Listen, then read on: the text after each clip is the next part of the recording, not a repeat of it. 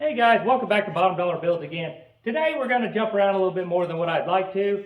I really was planning on getting this truck out of here, getting a bed brought in so I can start the body work on it. Because as you can see, this whole front clip, it's about buttoned up. All the electrical's done, as you see in the last one. Lights are looking good, doors are looking good. I wanted to hop into the interior, but I think if I get the bed done, put it on, it's going to make this truck look whole and I can focus on the interior last. So that's the plan I'm going with. I still got to bolt the grill in. I'll show you guys that a little bit later. I bought a new one. I'm not really happy with it. But my main problem is that alternator is putting out 18 volts whenever I rev it up. It's 13 to 15 at an idle. As soon as I goose it a little bit, up to 18 volts.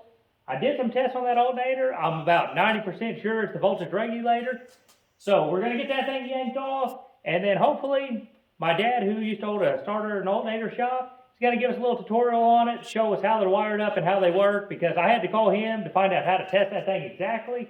I had a little bit of an idea, but not near as good as what he did. So that's the plan moving forward, so let's get on it.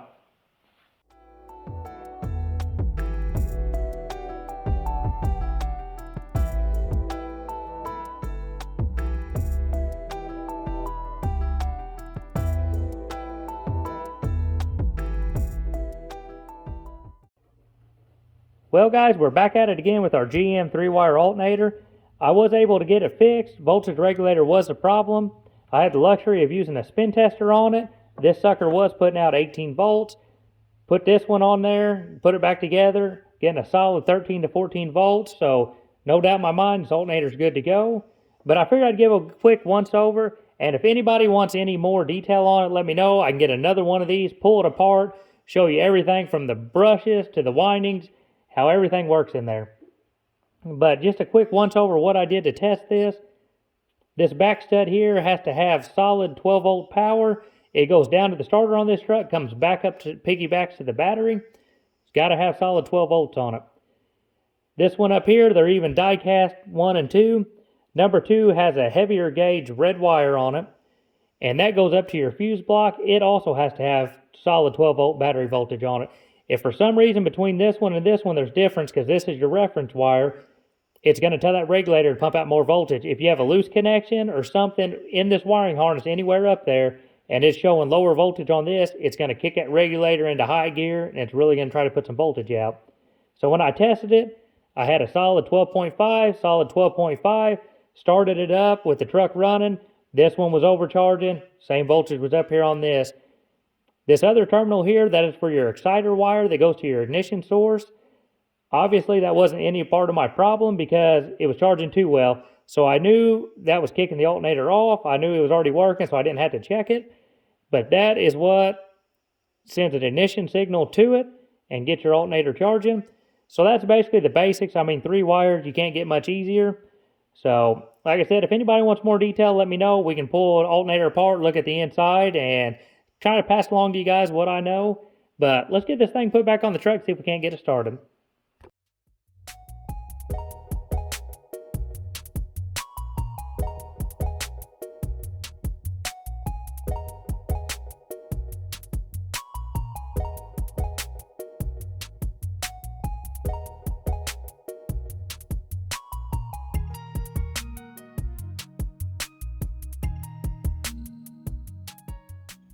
Okay, now time for a little smoke test. Start this thing up, see if it's fixed the problem. I could use a voltmeter, but it would be easier just to show you guys with this gauge, and it does work. You'll have to apologize, I don't have the choke hooked up yet, so this thing is a little bit cold-natured. You know what? I didn't put the battery cable back on it. Hold on 1 second. Alrighty, battery cable's on. Now I got some lights. Let's see if she's charging.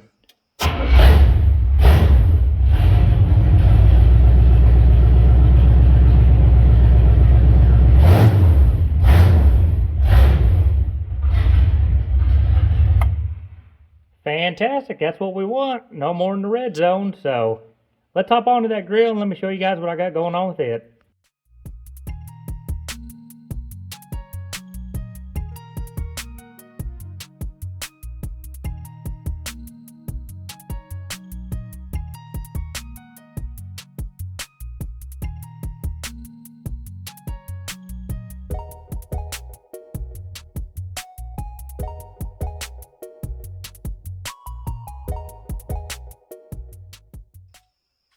Well, guys, let me give you the whole story on this grill and let you know what I got going on.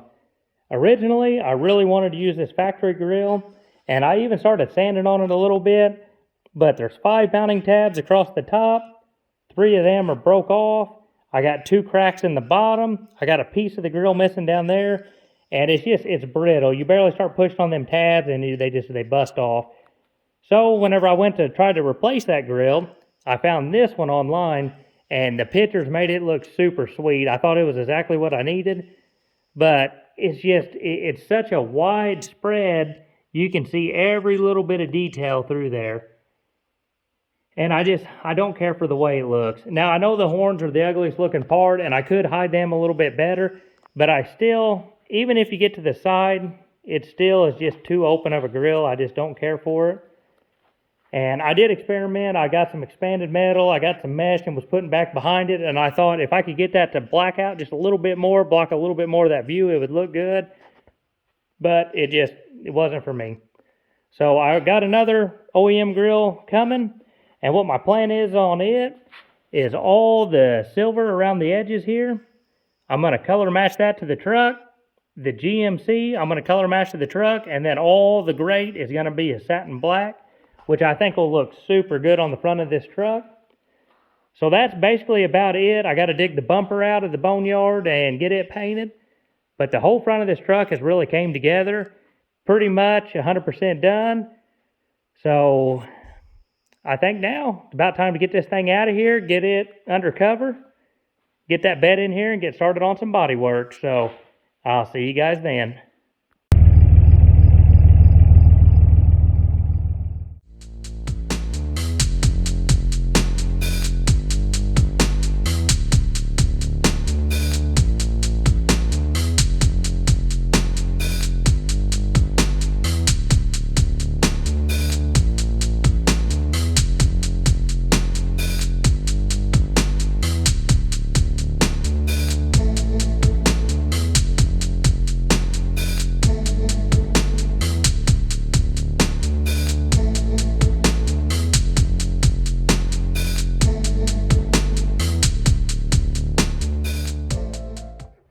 Well, guys, believe it or not, I do learn from my mistakes.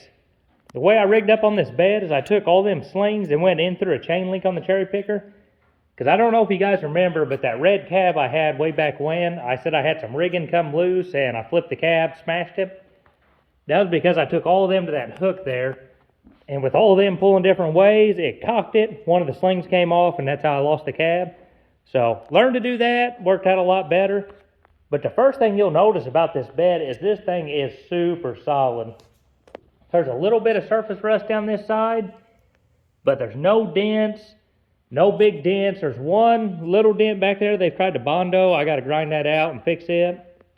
But all up under the fender well, I got up in there and looked, there's no rust. This thing is super solid. And I don't know with this side being black, if maybe this was a bedside they put on, I don't know. But the tailgate, same thing, super straight. And this is all just preliminary. I haven't started sanding. I mean, I may find some Bondo in there, but everything looks super straight. But one of the biggest shocks to me is the floor of the bed. The fender wells, the floor, and everything, there's no dents, nothing. I mean, it is just straight. Either somebody took care of this or they put a floor in it or something, because, man, it looks good. Moving on here to the passenger side. This side's got some paint, and it may be like that fender, which kind of scares me, is it looked good and straight, but I found some Bondo in several places. And I do know back behind the radiator, they got some Bondo where they were hiding a rust spot. Gonna have to be cut out, but I tell you, if that is the only rust I found on this thing, I'm gonna be ahead of the game. Because underneath the fender wells, I could see the back side of that, where they had Bondo. I could see it rusted up, but the front looks good. Above the fender wells all look good from underneath, so I think this is going to be a dang good bed to start with. So now the big thing is, do I make a jig like I did the cab, get this thing rotated up so I can wire wheel the underneath and undercoat it, or do I just get this thing lifted up about waist high and do it from underneath? I don't really know yet what I'm going to do, but I do believe I'm going to start with getting this tailgate off and getting them tail lights out, and we'll go from there.